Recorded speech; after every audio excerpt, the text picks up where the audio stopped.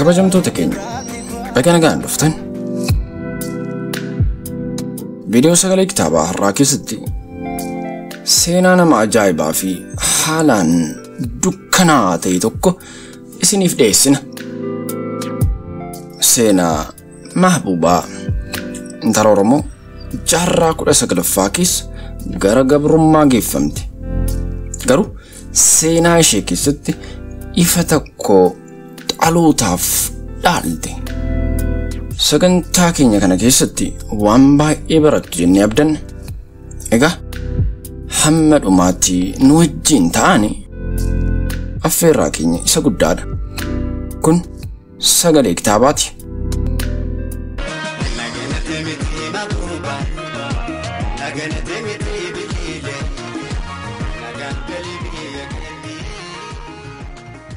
Mahbuubaa intala Oromoodha. Naannoo Jimmaa keessatti kan dhalatte.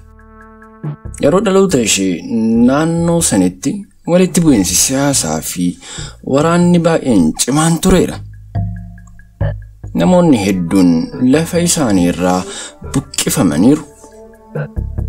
Maatiin Mahbuubaa jeequmsa kana keessatti kan miidhamanii. Maatii isaanii irraa adda qoodamanii gabaa garbaa keessatti gurguramanii darban. Mahbuubaan obboleettii fi obboleessa ishii waliin qabamte gara Gondaritti geeffamte. Naannoo sanatti gabroota gurguruu fi gara biyya alaa dabarsuu fi gabaa babbareedaa uumameetu ture.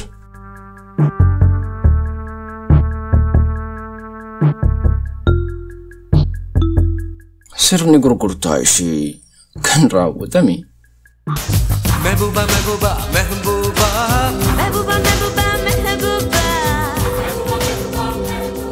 gabaa Gondar keessatti gabroota haaraa fi moofaa adda baasanii gurguru turan.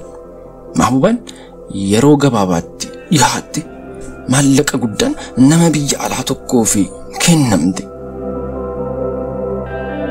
Gabroota naannoo Oromiyaa irra qabaman keessaa hedduun isaanii gara Sudaanitti geeffamanii achi irraa gara Misiraa dabarfamu turan. Mahbuubaanis gabaa Misirii irratti dhiyaatte. Yeroo sanatti daldala garbaa irratti hirmaachaa ture. Namni ishee bitate ilmi mootii Jarman kan ta'e Herman von Pakler ture. Hermaani Mahbuubaa akka garbaatti argee ija jaalalaatiin ilaale.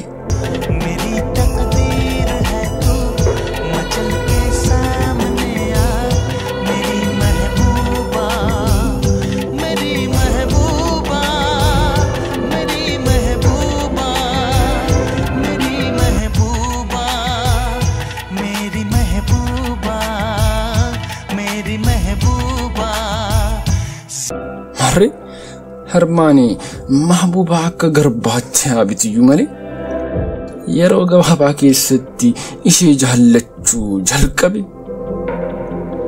Isheen yeroo sanatti waggaa 12 caaltu. Garuu akkaataa amalaa fi bilchina sammuu ishee yommuu ilaallamu akka nama guddateetti ilaallamte ture.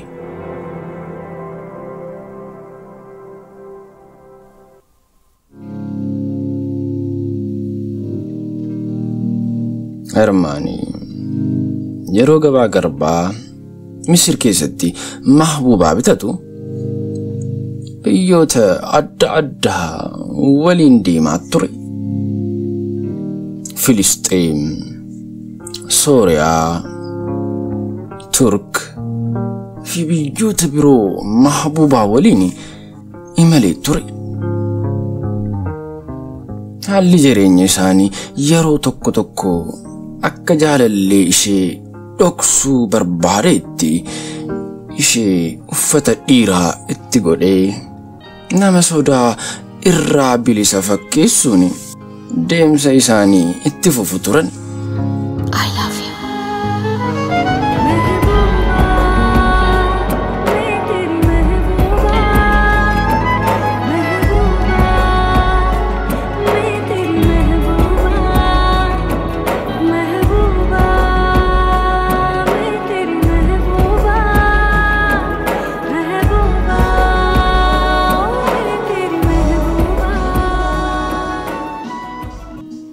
محبوبان برنوتا فاوي قد قبدي يرو جرمن تيجيفمته أفانو تاك جرمن إنجليزي في فرنسا يرو قبابا كيست برچو شجل قبد برنوتا عدا في سينا بيوت أوروبا الرتي تيجيفتشون قدنا قدا أغرسيفته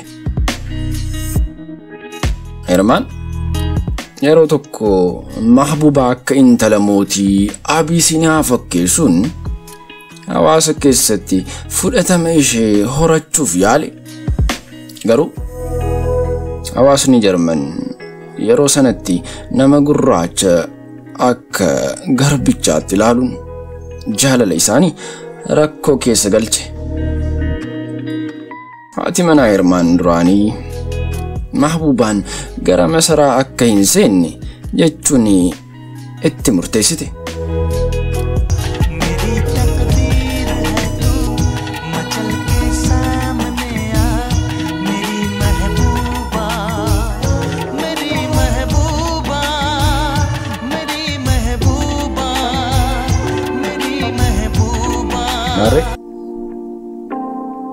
Mahbuubani yeroo Jarman keessa turte dhukkuba sombaa hamaatu itti dhufe.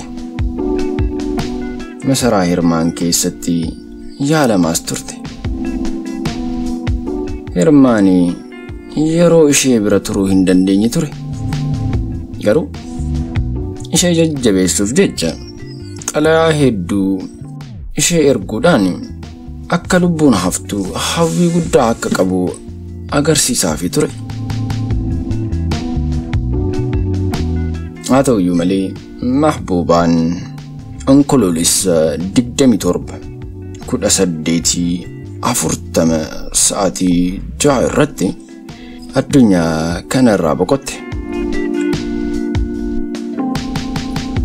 Qabriin ishee magaalaa Moskoo keessatti argamu seenaa keessatti hafe. Seenaan ishee garuu bara kana Oromootaa fi fakkeenya qabsaa'ummaa fi obsa guddaa ta'e.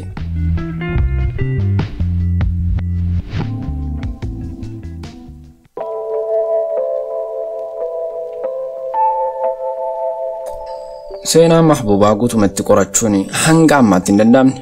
Qorattoonni hedduus barruu fi galmee qabatamaa irratti hojjechaa kan jiranidha. Namoonni biyya Jarman jirtan Pakler Museum daawwachuun seenaa ishee bal'inaan hubachuu ni dandeessu. Nuufis qooduu ni dandeessu. Xumura irratti kabajamtoota daawwattoota keenya seenaa Mahbuubaa kan Oromoota hedduu gabroonfataa turan calaqqisiisudha.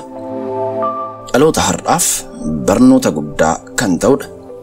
Haala itti dhiibbaa hawaasummaa keessa jiraattee garuu akka nama bilisaatti jiraachuuf carraaqxe akka fakkeenyaatti kan fudhatamu qabudha.